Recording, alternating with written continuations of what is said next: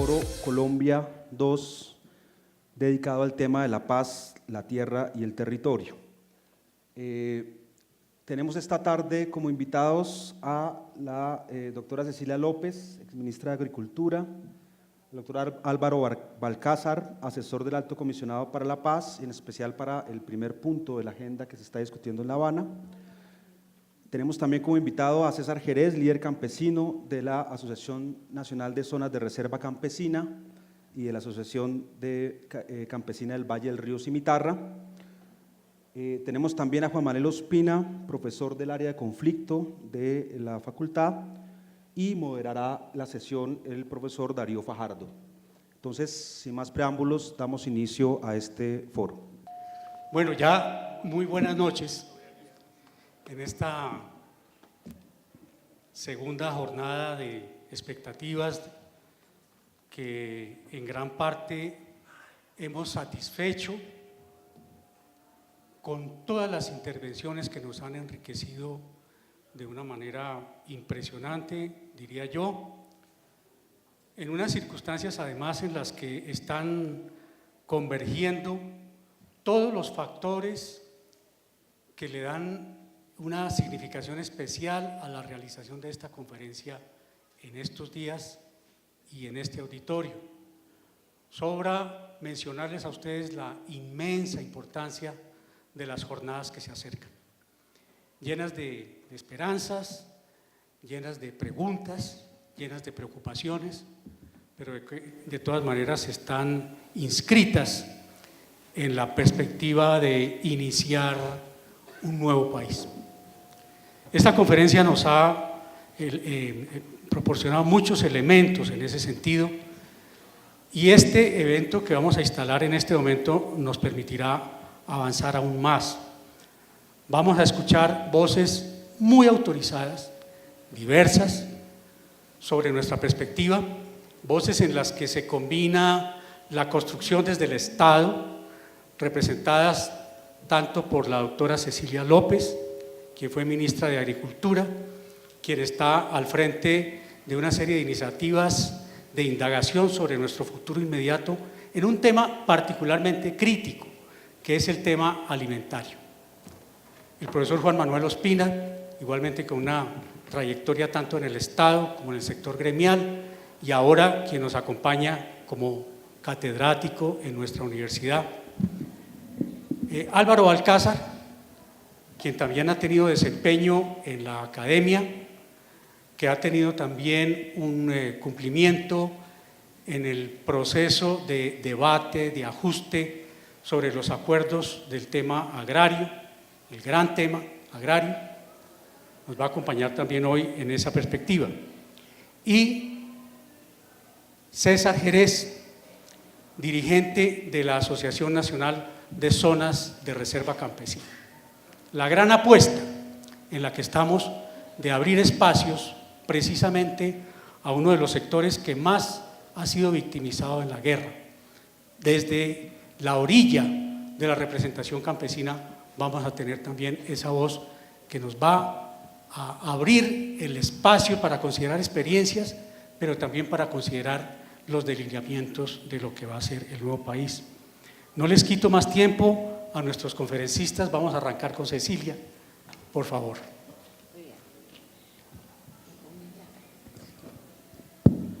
Bueno, mil gracias por esta excelente oportunidad.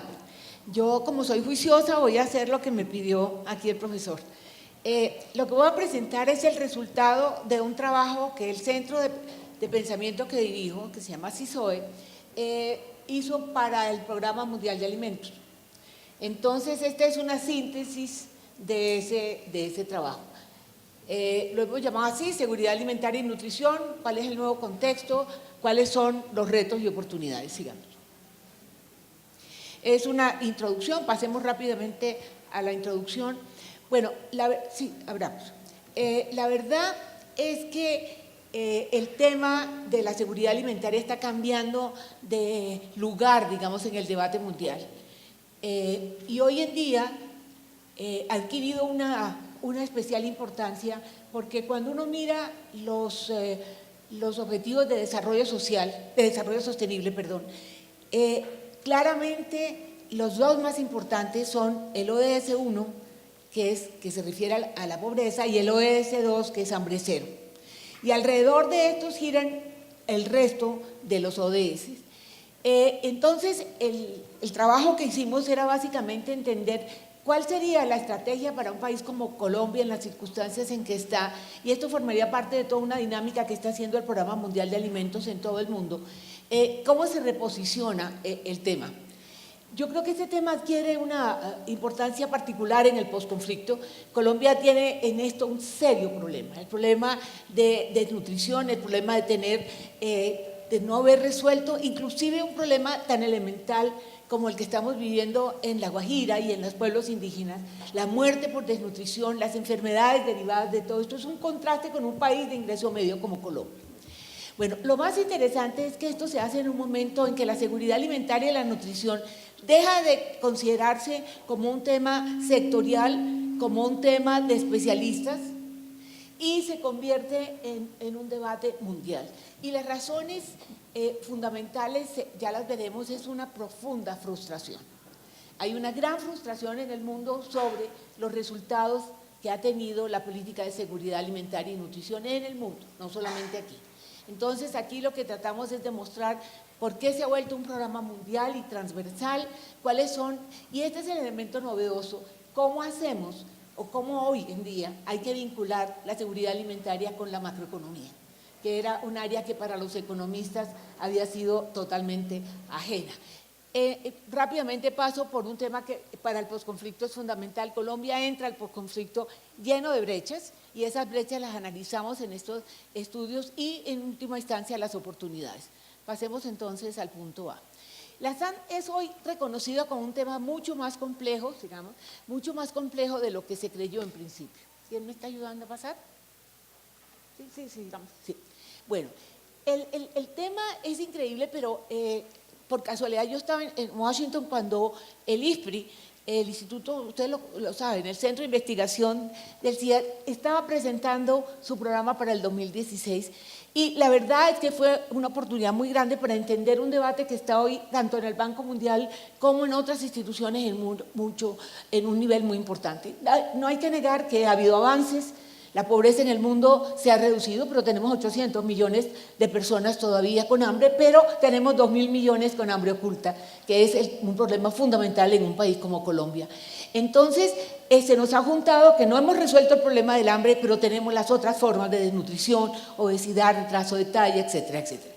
Pero lo interesante es que se está en una nueva búsqueda para comprender mejor cómo tener éxito, porque estas políticas, según dicen los que han trabajado en esto mucho tiempo, no dan los resultados. Y el ejemplo que ponen es que lo que debía ser la seguridad alimentaria es un poco lo que ha hecho el sector energético. El sector energético le dedicó muchísimos recursos a la investigación, y hoy el tema de energías renovables es un tema que está tomando mucha vigencia, y la queja un poco de los especialistas es que en el caso de seguridad alimentaria no se ha hecho un esfuerzo de investigación suficientemente profundo para lograr manejar el tema. ¿Cuál es el debate mundial? Es que cambiar del enfoque actual. Y quería mostrarles rápidamente, sigamos, unas frases de, esto fue la reunión del Banco Mundial la de primavera, hace nada, y hubo varias frases que me llamaron la atención. ¿Por qué pensar en la nutrición cuando pensamos en agricultura? La agricultura sirve para producir alimentos, y los alimentos son para nuestra nutrición. La agricultura consiste precisamente en garantizar sistemas alimentarios que aseguren nuestra nutrición. Aquí se está aceptando un primer vínculo que parecía evidente, pero se está profundizando sobre él. Y me pareció que esto era interesante en la reunión de París sobre cambio sostenible, esta frase de que en París decían que los resultados de eso dependen de los alimentos. Y así sucesivamente, decía, fue un tema neurálgico, no solamente ya en los organismos como el ISPRI especializados en agricultura, sino en el mismo Banco Mundial. Sigamos. El ISPRI ha dicho una cosa que me parece, dice que el gran reto es crear un sistema de alimentación mundial que opere para el bienestar de la gente y del planeta, y que eso no existe, y que hay que empezar a hacerlo. Crítico es para la seguridad alimentaria y nutricional Y aquí hay dos temas que los hemos abordado en agricultura permanentemente: maximizar el potencial de los pequeños productores, incluyendo mujeres y jóvenes, y lograr en esta forma las múltiples metas de los ODS. Y hablan entonces en el IFPRI con mucha insistencia de un tema que en Colombia no hemos logrado darle la importancia que toca, que son las cadenas de valor agrícola. Sigamos. Bueno, el tema que empezamos a explorar, yo soy economista, y cuando me llamaron, ya, la verdad es que para mí este era un tema muy nuevo, y empecé a explorar y me di cuenta que lo nuevo que se estaba viendo era la relación entre la macroeconomía y la seguridad alimentaria como determinantes de la seguridad alimentaria. ¿Cuáles son los otros determinantes distintos a los que se han venido planteando? Sigan. Yo creo que esta gráfica es muy interesante porque la llegada de la seguridad alimentaria a la macroeconomía se da por la agricultura. Y este es tal vez el primer libro que se ha hecho, lo hicieron en el IFPRI ahorita en el 2015 sobre macroeconomía y seguridad alimentaria. Y aquí el primer paso es mostrar cómo la política macroeconómica impacta al sector agropecuario. Ese es el punto crítico. Él hace una separación, yo lo dejé en inglés y no he tenido tiempo para pasarlo al español, pero en todo caso la idea es mostrar cómo desde el punto de vista de la demanda, tanto la política fiscal como monetaria incide enormemente en la producción agrícola y en la demanda de alimentos, y esto obviamente está relacionado tanto con la demanda doméstica como con la demanda externa, y la oferta es la que está influida por la tasa de cambio y también por la política comercial. Pero la verdad es que lo que yo pensaba es que esto es una simplificación, oferta y demanda están influidos por estas y otras variables macroeconómicas, pero esto es un primer paso. Pero pasemos a la segunda gráfica, que es la que me parece que nos muestra un poco más cómo llegamos a la macroeconomía. Sigamos. Bueno, aquí tenemos por un lado los ODS, esto se llama vínculo entre macroeconomía, agricultura y SAN. Nosotros aquí tratamos de simplificar un cuadro que después se verá. Tenemos por un lado los ODS, en donde están el ODS 2, que es hambre cero, está la seguridad alimentaria y la nutrición, que tiene que ver con la disponibilidad de alimentos y el acceso, y eso finalmente tiene que ver con la nutrición, que a su vez se relaciona con la oferta y la demanda de alimentos, que influida no solamente por la producción interna, sino por toda la parte externa.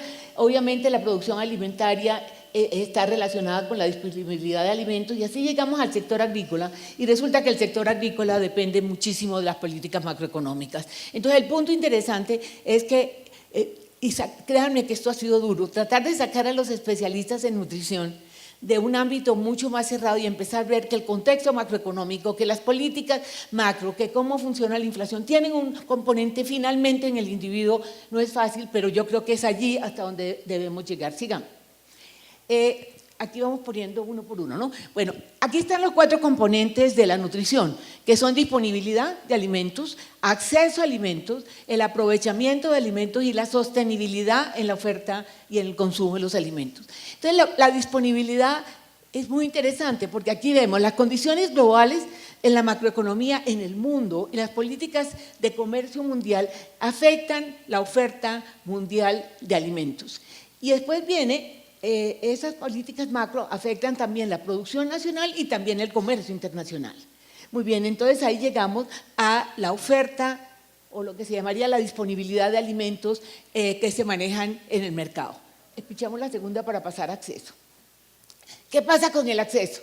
Aquí intervienen en el acceso entonces, y es aquí donde las variables macro juegan un papel interesante, porque en el acceso está determinado finalmente por el ingreso de los hogares, que depende del crecimiento de la economía, del empleo, de la distribución del ingreso, de los niveles de pobreza, etcétera, y también de las políticas y de la gobernabilidad y gobernanza que se tenga en un momento dado. Ahí podemos mirar cómo finalmente el ingreso de las personas y su acceso a los alimentos está relacionado con la oferta mundial de alimentos. Pasemos a aprovechamiento. Entonces, ¿qué pasa con el aprovechamiento? El aprovechamiento, aquí entra a funcionar un tema que es mi debilidad, que es el tema de la economía del cuidado, que tan subestimado y tan poco valorado. Afortunadamente en Colombia ya lo medimos, la economía del cuidado, esas actividades que hacen las mujeres en el hogar, en su gran mayoría, y muy pocos hombres, y para cuidar el hogar y la familia, representan, y que pueden hacer terceros, perdón, eso vale 19% del PIB, más que cualquier otro sector, y eso lo mismo pasó en México, y ya creo que Perú está haciendo un análisis de lo mismo. Bueno, aquí el cuidado juega un papel en el tema del aprovechamiento. Ahí depende mucho de cómo se procesan los alimentos y obviamente ahí viene desde arriba, desde las condiciones macroeconómicas, finalmente cómo se llega a esa infraestructura básica que es la que permite que se atienda no solamente la alimentación, sino otras necesidades básicas. Y finalmente la sostenibilidad, que es que haya una oferta de alimentos permanente. Entonces aquí está, y ahí llegamos a la seguridad alimentaria, y de la seguridad alimentaria llegamos a la nutrición del individuo. Entonces, a mí este cuadro, que me costó trabajo poderlo desagregar, me parece que sí muestra cómo ha cambiado el ámbito de análisis de la nutrición y de la seguridad alimentaria, y cómo, en el fondo, toda esta interrelación con variables mucho más macro, sobre todo en un mundo globalizado, han sido subestimadas, y probablemente esa puede ser una de las tantas causas por las cuales todos los recursos que se han invertido sí han producido resultados, pero no los resultados que se esperarían. Miren, sigamos. Bueno, después de mirar esto, entramos en ese estudio a mirar un poco las brechas. Y ahí entramos al tema que ustedes están mirando. La verdad es que Colombia entra al posconflicto lleno de brechas. Son décadas enteras en que este país postergó las reformas normales que toda sociedad que quiere ser democrática hace. Aquí no hemos hecho reforma agraria ni nada que se le parezca, aquí no tenemos educación pública de muy buen nivel, aquí la educación de muy buen nivel es privada para ingresos altos, eso lo sabemos. En fin, aquí no se han hecho muchas de las reformas que un país normal que no tiene un conflicto hace, pero aquí el conflicto ha sido algo muy de fondo. Me imagino que ustedes lo han discutido, sobre todo porque el sector rural ha sido el escenario natural, pero esto ha condicionado a este país. Muchas de las cualidades que hemos perdido, yo creo que es por haber estado en este conflicto. En este momento ustedes, sobre todo los extranjeros, deben haber visto un nivel de agresividad que así no éramos, por lo menos así no nos dijeron nuestros abuelos que éramos, porque a todos nos ha tocado vivir en medio de esto, nos hemos vuelto muy agresivos, etc. Bueno, estamos llenos de brechas y por eso el posconflicto es tal vez el reto histórico que no sé cómo lo vamos a manejar. Hay una diferencia que ahora que estoy trabajando más en este tema he encontrado, y es que aquí no se habla de la, ¿cómo se llama eso? Cuando uno pasa de un momento a otro, eso se llama el tránsito. Exacto, aquí se habla que como si firmáramos, como si hoy ya pasamos al posconflicto. No, lo que viene es un tránsito, un periodo de transición. Y ese periodo de transición es donde eso que se firma allá en La Habana va a llegar a la ciudadanía, y ahí es donde se hace la transformación del modelo, porque este modelo hay que cambiarlo. Eso sí, pueden decir lo que sea, pero estamos hasta aquí del neoliberalismo de los últimos 20 años, por lo menos es mi posición y espero que la de muchos de ustedes. Muy bien, entonces, estas son un resumen de las brechas muy rápido. La brecha rural-urbana es la brecha más grave que tiene el país. Después, inclusive la brecha económica. Mire, ¿cuántos economistas hay aquí? Bueno, sí saben, ustedes saben la relación tan tremenda que tiene el PIB potencial sobre el PIB real. Pues el PIB potencial se nos vino al piso. Mire, el PIB potencial en Colombia, que es cuál es la capacidad productiva de la economía, se metió una disparada a principios de este siglo y pasó del 2,5 al 4,5 anual. O sea, estábamos muy bien. ¿Saben en qué estamos ahora? En 2,5, lo cual muestra que el futuro de nuestro crecimiento está bastante complicado. Esa es una brecha económica que este país se las ha arreglado para nunca caer en el peor momento, pero tampoco sale de la mediocridad. Las brechas sociales, pues Colombia es uno de los países más desiguales del mundo, ahí están en NBI, las brechas fiscales. Este fue un ejercicio que rápidamente les mostraré para que vean que la entrada a OECD nos puede costar miles de millones no solamente de pesos, sino de esfuerzos, etc. La brecha de género que en este país no se remedia. Aquí no hemos tenido la primera mujer vicepresidente, menos presidenta. Cada vez que tratamos de ser candidata nos cortan la cabeza, y lo digo por mi propia experiencia. Aquí le pegan a las mujeres sin consideración, las mujeres se dejan. Aquí los patrones, aquí hay un grupo de mujeres.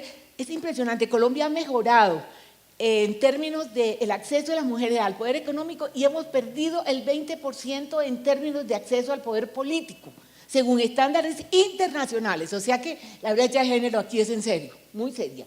La brecha de bienestar, que es obvio, y un poco hice una estimación ahí un poco burda de los costos de las brechas, que aunque no tenga que ver directamente con nutrición, nos pidieron que lo hiciéramos para que después al final, en otra etapa, relacionemos esto con cuál debería ser la estrategia para un programa de cierre de brechas en nutrición en Colombia. Sigamos. Bueno, mire, esto es un ejercicio que yo había hecho antes. Aquí está cuánto le costaría a Colombia, esta es la brecha social, cuánto le costaría a Colombia llegar a los promedios de la OECD en salud, en atención de vejez, en educación, en reparación de víctimas, en vivienda rural. Mire, esto lo hice con Planeación Nacional. Yo fui director de Planeación y todavía ya me quieren y puedo apoyarme en esta gente, porque esto es muy difícil de hacer. Mire, esto es para llorar. Mire, 2.5 del PIB hasta 4.9 en 2030 adicional. Cada punto del PIB son 8 billones, ¿no? Más o menos. O sea que estamos hablando de 12 billones. Esto lo que muestra es que Colombia, que quiere entrar a la OECD, nunca ha medido lo que le va a costar llegar al promedio de lo que tiene la OECD. Esas son las brechas que estamos midiendo acá. ¿Ok? Muy bien. Entonces, sigamos. Entonces hice un cálculo un poco burdo, pero mira, la brecha producto está entre 1 y 1.5 en términos de tasas de crecimiento. La brecha de gasto social, comparado con el promedio de la OECD, aquí hay un punto muy interesante, es de 8.2, pero miren las brechas en educación y en salud, inclusive en puntos de Gini con los promedios de la OECD. Entonces nuestro problema no es que estemos gastando poco, la brecha no es muy grande, el problema es la profunda ineficiencia del gasto público en Colombia, en los temas sociales, ¿ok? La brecha de Gini, pues todos lo conocemos. La brecha de impuestos, que sabemos que estamos muy por debajo de lo que toca, es un tema que hoy es importante porque ¿con qué vamos a financiar el posconflicto? Y la brecha rural, que la estimamos en la misión rural aquí con mi colega, la Estudio de Desarrollo, 1.2 del PIB durante 15 años y ahora le bajaron el presupuesto en 30 o 40% al ministerio. Sigamos. Entonces, quiero mostrarles, para terminar, ¿cuánto tengo? ¿5 minutos? Bueno, quiero mostrarles un primer ejercicio que hicimos, que yo sueño con que alguien se interese y podamos hacer un modelo de equilibrio general para aclarar esto, porque esto es muy interesante. Esta es una primera aproximación de cómo la macro incide en la seguridad alimentaria y la nutrición. Sigamos. Entonces, ¿qué hicimos? Cogimos una serie de variables de nutrición, porque esto lo hicimos con la Universidad Nacional, que ellos son los que saben de nutrición, la profesora Sara nos ha ayudado mucho en eso, y las variables económicas. Y aquí encontramos, hicimos asociación, unas correlaciones, o sea, aquí no hay relación de causalidad, pero miren lo interesante. Usamos esta información de la encuesta de seguridad alimentaria, indicadores socioeconómicos, no es un modelo de causalidad, son simplemente una matriz de coeficientes de correlación que los clasificamos como débiles, intermedios y fuertes. Y las variables socioeconómicas fueron pobreza, producción y educación. Sigamos. Pasemos, estas son las variables, si a alguien le interesa, pues lo mostramos, todas son las de nutrición y las otras de economía. Pero miren lo interesante. Usted coge todos los indicadores de pobreza, pero en general los indicadores económicos, todos tienen alguna relación con nutrición, pero no todos los de nutrición tienen relación con lo económico.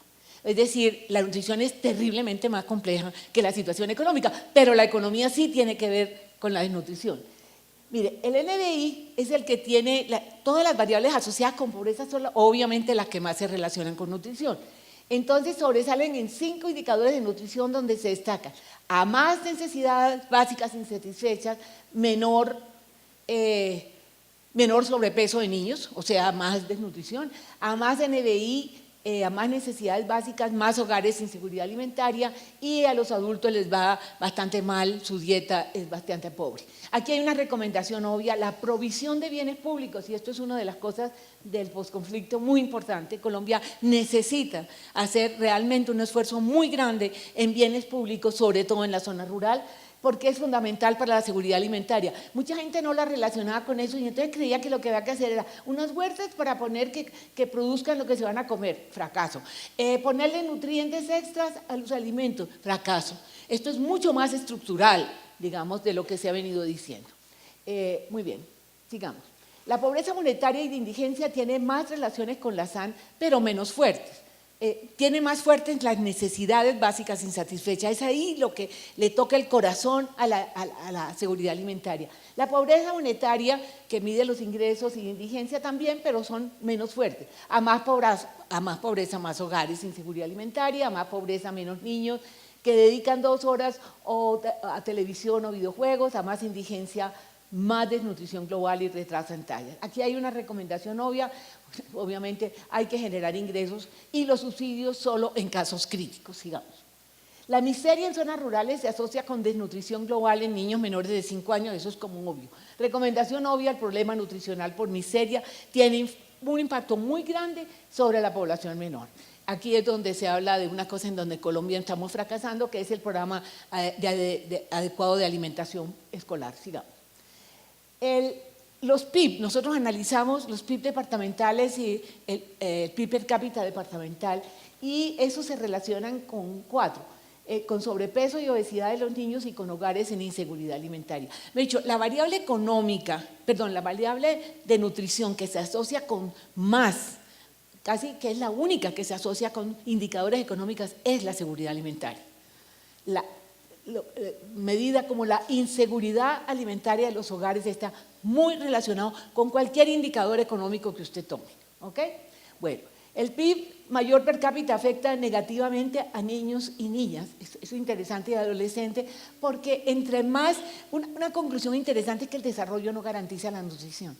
Puede que garantice que no haya hambre, pero no garantiza la nutrición. Al contrario, los niños ven más televisión, o sea, esto es un indicador de movilidad, son más obesos, tienen otro tipo de problemas. El PIB departamental y el cápita, entre más alto el crecimiento, no se traduce en mejor nutrición. Me parece que esa es una conclusión bastante interesante. El desarrollo per se no es garantía de buena nutrición de la población, o sea, además de mirar el contexto macro y el contexto social, tiene que haber una política explícita y esa es la que se está tratando de descubrir, porque no es meterle nutrientes a los alimentos, no es darle bienestar a los niños pobres, que los indígenas no se los comen porque eso no es parte de su dieta ni de su cultura, no, es una cosa no es sembrar cualquier cosa en una huerta casera, esa es una pelea que tenemos ahora en el gobierno con eso. Sigamos.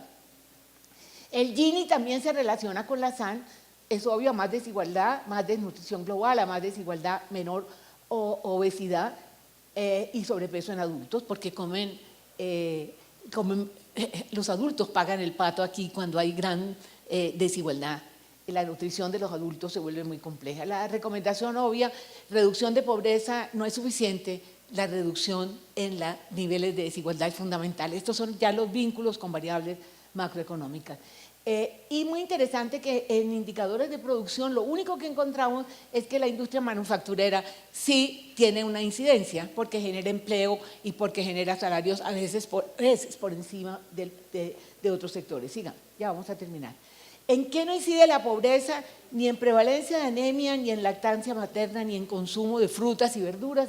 Eso lo que muestra es que tenemos que pensar, además de lo macro, tenemos que pensar en la cultura, ubicación geográfica. Eso para los que saben de eso debe ser un chiste, pero para nosotros los economistas esto muestra que tampoco basta lo de la macro, pero sí la macro se está dejando de ver la mitad del panorama. Sigamos. Solo una variable sana afecta a las 10 variables socioeconómicas, ¿sí? Eso fue lo que yo les dije, es decir, la variable que afecta esto es la inseguridad alimentaria, está relacionada con todas las otras.